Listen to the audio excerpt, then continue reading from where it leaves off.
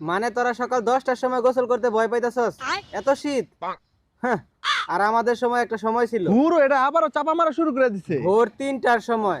প্রতিদিন ভোর 3টার সময় এই ঠান্ডা কনকনে পানিতে আমি সব খুইলা গোসল করতাম। তাও কি মনে করছস ঠান্ডা পানি? বরফের থেকে বেশি ঠান্ডা পানি।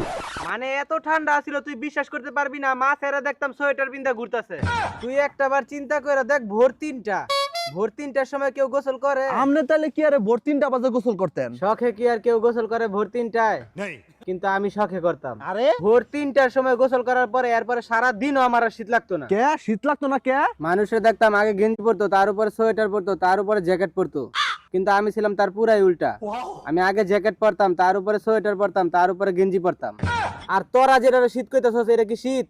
এরকম শীত আমগো সময় গ্রীষ্মকালে পড়তো। তাইলে গরমকাল কোন সময় তো? তুমি ছোট মানুষ, বেশি কথা কইও না। আর শীতকালে যে ঠান্ডাটা পড়তো এটা তোরা কল্পনাও করতে পারবি না। কেমন